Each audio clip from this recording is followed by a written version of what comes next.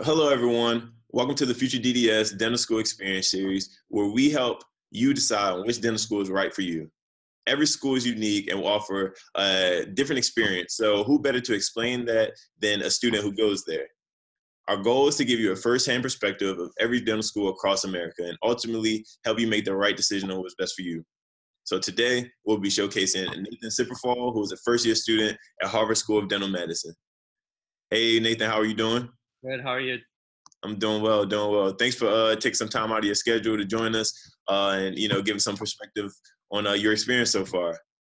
Yeah, it's my pleasure. I'm open to any questions you have for me. Man, there we go. Thank you. So I guess if you could just, tell us a little bit about yourself, where you're from, where you went to undergrad, and just a little bit about kind of what got you interested in dentistry. Sure.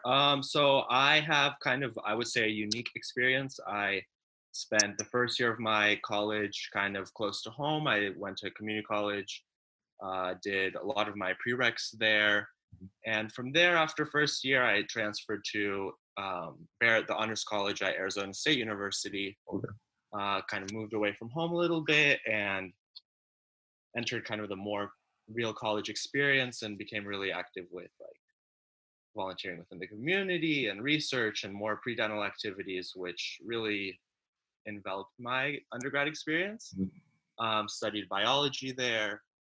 And yeah, so from there kind of lived the pre-dental life, learned a lot about dentistry, shadowed some different dentists and students, and kind of applied and went from there. And now I'm here. Cool. And now we ended up at Harvard. That's awesome. Okay, so I guess if you could, tell us a little bit about Harvard itself, anyone who doesn't know where it's located, how is that city for you? And, how big is the class size? Just a little bit like more general information about it. Yeah, sure. So Harvard School of Dental Medicine is the smallest program at the Harvard University. I also believe we're the smallest program in the country. Correct me if I'm wrong. We are a class of 36. Okay.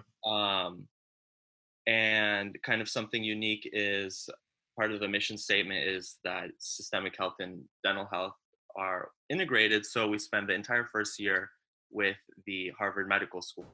So right now we're kind of a class of 170-ish, but next year we'll break out into 36. Got you. So, I guess for anyone who doesn't know, Harvard is located in Boston. Right. How is that city for you? It's been a great city. There's always something to do should you kind of want to go out. Definitely different seasons, so prepare for that. But it's conducive to studying, but also to having fun if that's something you're interested in. Got you. And I'm, so sure, what were some?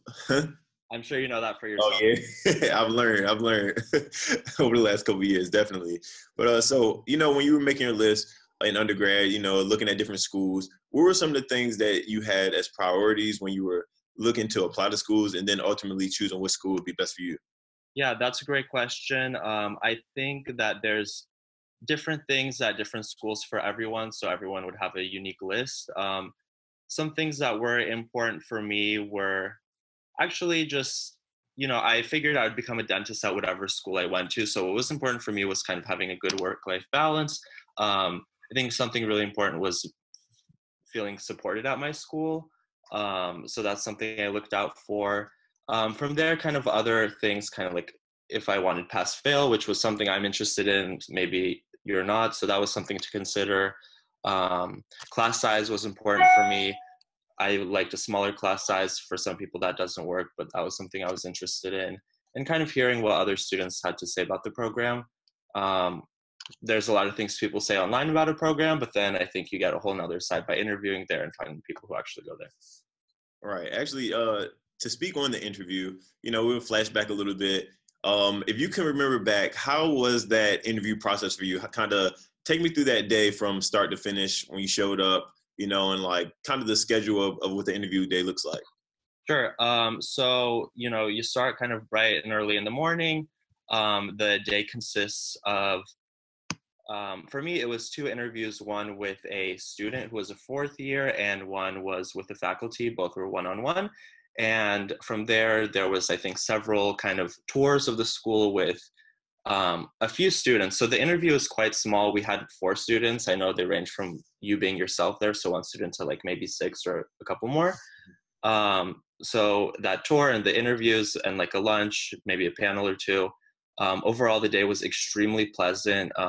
I left with a huge smile on my face, and it was my favorite interview. So I think that's part of the reason why I chose to go here. There we go. There we go. So once you got that acceptance to Harvard, you're excited. You show up to Boston. How was that initial transition? Those first couple of weeks or that first couple months here, like from an orientation and then transitioning into actual coursework. Yeah, orientation week was definitely busy. I mean, we weren't really in classes, but I remember being so exhausted and kind of that was the week you transition and kind of start to learn what that life is going to be like. Mm-hmm. And they prepared us for it, what that was going to be like. But you definitely hit the ground running. There was a lot of information in the first few months, basic sciences. They kind of tried to accelerate our program, especially being with the medical school. So it was a challenge kind of staying up to date with all the Right. information. But as the months go on, you get used to it. It eases up a little bit and you start to free up some time and it becomes manageable. Got you. So, getting into that transition, what does kind of a typical day for a first year student at Harvard look like from, when you wake up, heading to class, like when does class start? You said you study with the medical school. So is it more so strictly didactic and then more clinical based going forward? Kind of walks through like a day in the life. Yeah, sure. So we start our classes at 8 a.m. every day. Okay. And we have a case-based collaborative learning model, which is flipped classroom as well, which is kind of a mouthful. But what that means is flipped classroom means we prepare for class and all the information the day before and come prepared the next day to discuss the information in a case setting. And the collaborative portion of it means we're sitting at a table with 3 other students and kind of discussing those cases with them. And we have a facilitator. So we start doing that at around 8 a.m. and we'll do that for about a few hours until 12:30. That allows us to kind of avoid the lecture model, but also stay in class only from 8 to 12:30, which a lot of people do appreciate. Yeah.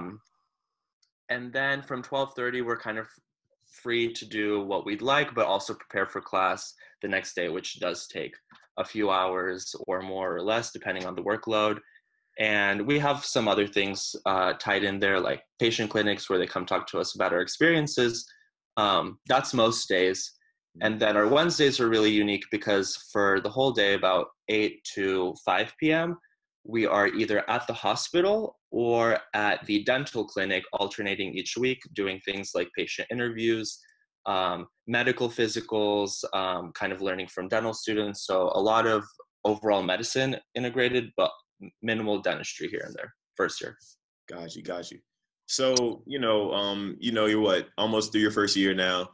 What kind of things would you say should a potential student or prospective student start focusing on now that will kind of help them be successful in applying, and then also once they get to Harvard, be successful, transitioning that first year? Yeah. I would say, from my opinion, that, of course, strong grades and strong DAT score is definitely important, but I think equally important is a well-rounded application. Kind of having something for every section, I would say, is a good start. A little bit of research if you can, a little bit of volunteering, definitely more, as much as possible volunteering, I think. But also having something you're passionate about and kind of going into that, because being able to talk about something that you're passionate about at an interview is really helpful. And yeah, just trying to excel at whatever it is you do and putting your full heart and energy into it, I think is like the best thing you can do for yourself. Got you. Yeah, it's great advice. Definitely becoming more well-rounded, and it does help to focus on those aspects that are on the application to kind of guide it. But like you said, start out with a passion. Start out with that passion and dive into it that way. Yeah. But just going from that, we all know how hectic and stressful it could be. you said that you guys have class from 8 to 12, so you guys have a little bit more free time. How do you kind of manage your work-life balance with that schedule? And does the school kind of help you guys with different type of events, or maybe an outlet in the administration or something like that that you can use to help you with your work-life balance or mental health? Yeah. So like you said, we're in class until 12:30, which does sound like we have a lot of free time, but then, which is what we thought originally, but we do have quite a bit of work after that. You just don't have to be in the classroom necessarily Okay. for full time. So it definitely does accumulate the amount of time you do spend studying, which is where the work-life balance comes into play. I feel really grateful that I'm here because I feel like the school really supports us in that sense. They have really good models in place for support systems, whether it's your advisors or peers around you.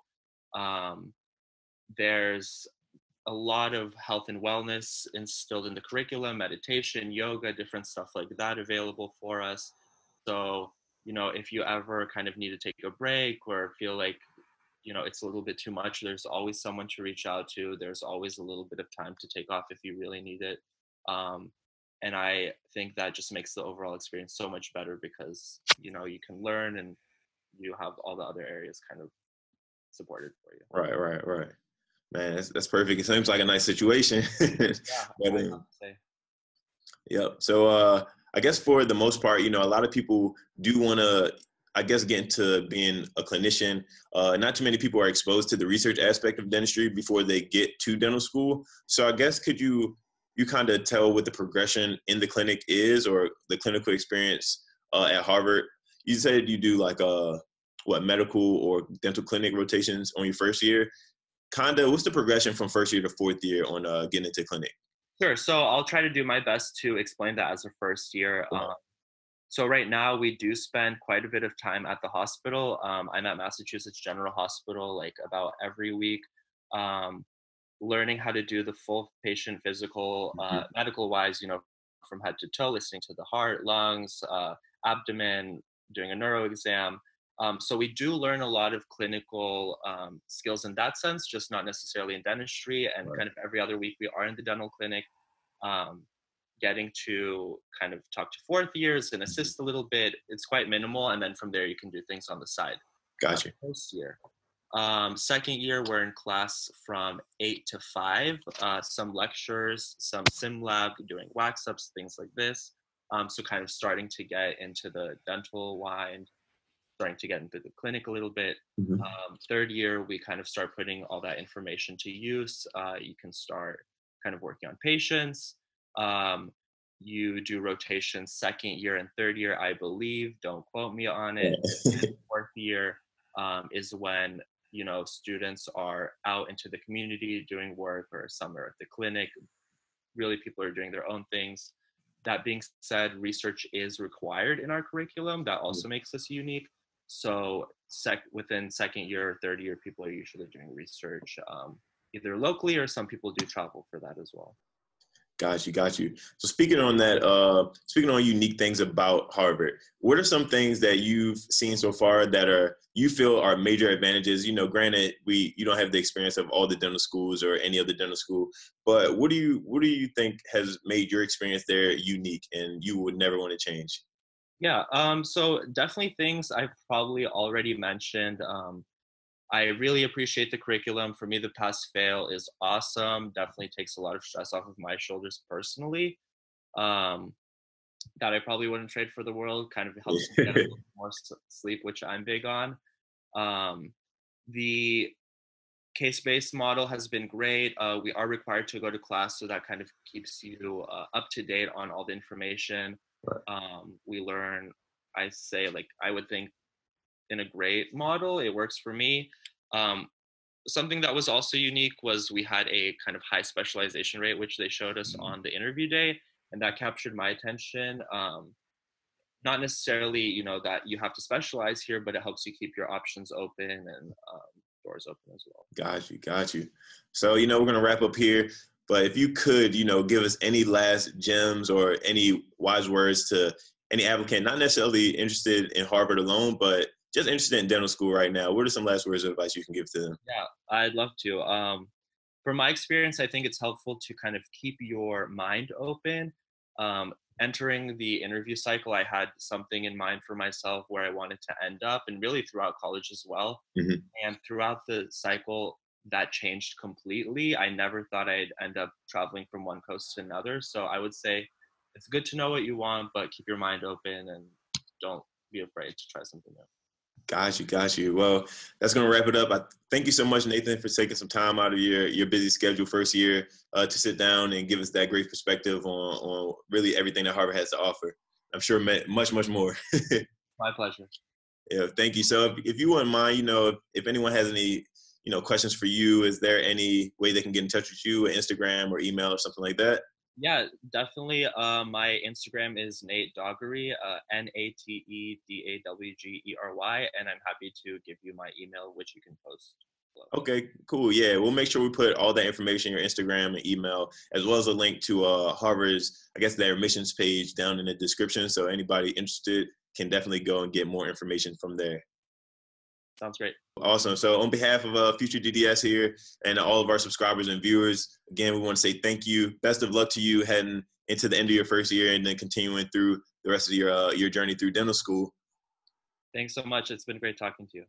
Man, definitely. So all you viewers, if you haven't already, make sure you hit that like button, subscribe button, as well as the notification bell so you know whenever we post up new content, and continue to stay tuned to all of the schools that we'll be providing information for to help you make the best decision on which dental school is right for you. That's going to be it. Thank you. See you guys next time.